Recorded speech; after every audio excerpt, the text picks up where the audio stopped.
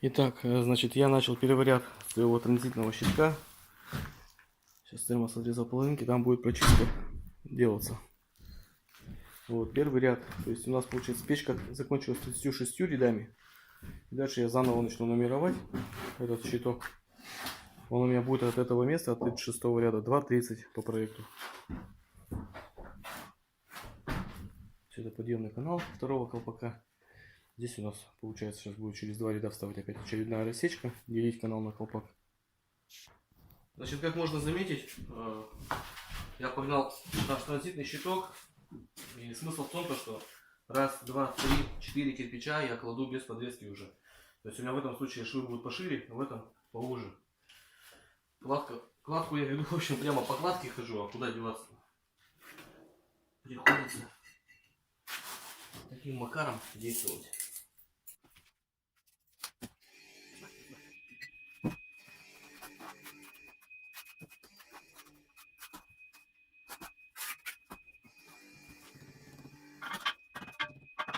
В общем, у нас тут первый раз мне за всю мою историю заказчица попалась. Просто капец. Вчера нам с термосом устроили шмон. Я сегодня спрашиваю, на предмет какой у вас обыск-то был? Что найти-то хотели? Мы просто там кушали в бане. Я не знаю, может, подумали, что мы там что-то взяли у них.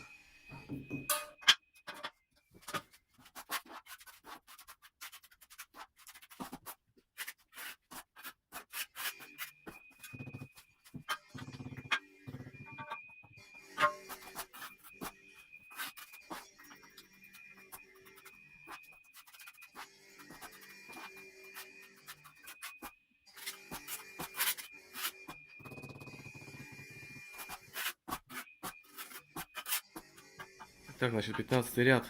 Колпаки, то есть у меня по проекту получается в районе метра.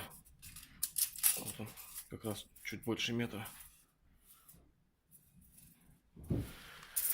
Сейчас, значит, буду закрывать канал. Оставлю расстояние под вьюшку 19 сантиметров. Прежде чем закрывать, все почищу. Раствор подсох.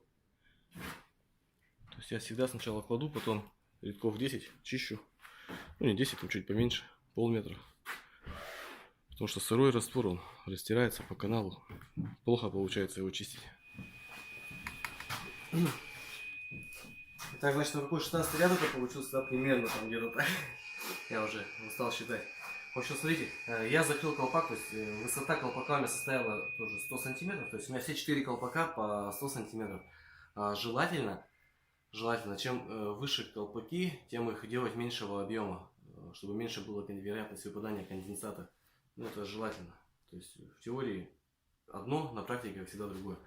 То есть сюда я опять поставил задвижку. То есть у меня получается в системе будет две задвижки между нечетными колпаками. То есть на первом и на третьем получилось у меня колпаке стоят вьюшки, которые при открытии дают возможность дыму идти сразу в трубу. То есть у меня за счет вот этих вьюшек у меня получается прямая шахта.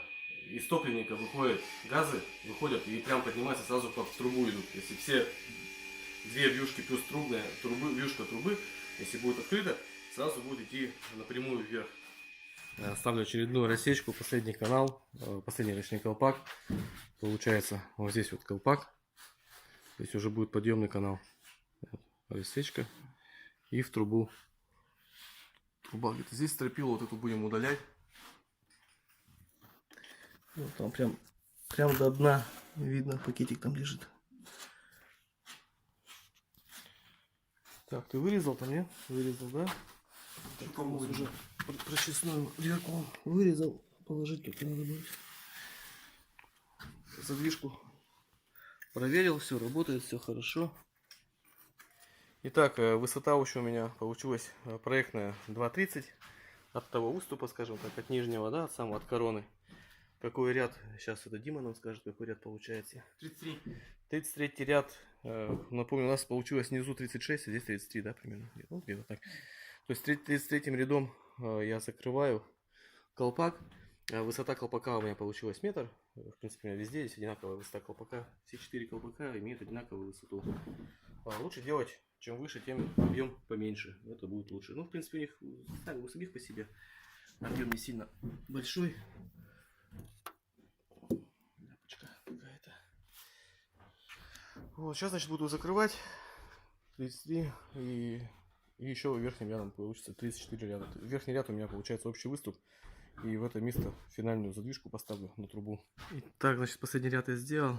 Поставил задвижку, перекрылся. Такой вот выступ сделал по 3 сантиметра на сторону. Сейчас Дима пошел вырезать кирпич, подвижку. Вырежет и погоним уже одну трубу. Сейчас пойду заделывать, пока он там режет кирпич, пойду заделывать прочистку. Итак, друзья, наконец мы доделали печку. Печка, значит, получается транзитного типа. То есть, что это такое? Это значит, что вы с одного топливника можете топить как первый, так и второй этаж. В печи у меня сделано 4 колпака, целых 4 колпака и целых 3 задвижки. Ну, понятно, одна задвижка общая на трубу, и 2 задвижки располагаются между нечетными первым и третьим колпаком. То есть, их смысл в том, чтобы, когда вы открываете задвижку, у вас газы идут сразу напрямую в трубу. Таким образом, когда у вас открыты все 3 задвижки, труба и 2 колпаковые задвижки, у вас дымовые газы из топливника сразу пойдут в подъемный канал и устремятся сразу напрямую в трубу. Это нужно для того, чтобы когда вы в межсезонье долго не топили, либо когда дрова сырые, какие-то проблемы с тягой возникают, вы все вьюшки открываете, и таким образом вы обеспечиваете себе, так сказать, идеальный пуск печки. Не нужно там ее прогревать, не нужно ничего делать. Но желательно, конечно, всегда предварительно, если вы долго не пользуетесь печью, например, все лето она у вас простояла, лучше сначала сделать протопку газетами, только потом уже зажигать дрова. Итак, как вы видите, 2 полочки, да, украшение коронка. Здесь сделали такой декор. Плита обычная Болезино. Плиту мы подрезали и положили прямо на футировку. Какие-то ряды кладки я производил армировку, то есть выборочно. То есть, хоть у нас не было, посмотрите, так я для себя делал армировку. Вместо прочистных дверок я делаю закладные из кирпича, потому что, ну, по своей практике, то есть я вот пользуюсь печами своими, отопительно-варочной и банной печкой. Я не открываю их, туда не лажу. Вот так вот ради интереса профессионального открываю, смотрю, но там нечего делать. Поэтому пришел к выводу, что нужна дверка только внизу, первое колено, когда залу, чтобы ее убирать, но она и то не нужна. 20 лет печка может простоять, ну такого типа вполне 20 лет простоит и ничего там не надо чистить. Вот, так что футировка из шамотного кирпича, между футировкой и красным кирпичом базальтовый картон 5, тизоловский. Плита Болезино, плита подрезана и уложена на футировку. То есть между красным кирпичом и плитой зазор 5 мм. Кирпич Кема в Челябинске М200, каждый кирпичик обработан, снят, клин убран на болгарке. И дополнительно каждый кирпичик, то есть сошкурен наждачком, произведен, как бы, как сказать-то, убрали граншлаг, чтобы уровень более хорошо ложился для более точной кладки. Ну и в руке, чтобы он лежал, потому что вот, если взять его такой кудрявый лохматый кирпич, просто неприятно. Я даже вот уже сам давно не брал, все ребята делают, шлифуют и граншлаг разбивают. Когда я так сам беру кирпич, так для меня просто это очень дико. Дверка на 5 рядков шириной лучше, ну то есть такие дверки позволяют производить закладку хорошую дров, что в принципе удобно. У меня такая же дверка, только у меня старого типа, еще она с шибером. То есть сейчас бы я все точно такую же поставил дверку. Намного удобнее, приятнее. То есть футировка, кирпичи сделаны под уклоном, скошены, чтобы при загрузке дров ничего не свернуть. Колосник РД-6, пропускная способность воздуха очень большая. Поддувало, значит, тоже забрального типа. Я, например, у себя банную, отопительно-варочную свою печку топлю. У меня просто вот забрало открыто и все, и вот так вот и работает. Кстати, сейчас тяга прям сюда идет. То есть получается, что теплый воздух, что ли, вниз выходит. Непонятно. Дверки перекрыты клинышками. Но дверки покрашены, обработаны. По количеству кирпича, значит, у нас получилось, что красного порядка 1000 ушло. Шамотного 50 или 60 там ушло. Раствора 20 литров, раствора 400 килограмм. В общем, на связи был печной мастер Александр Бушуев. Ставьте лайки. Всем пока-пока.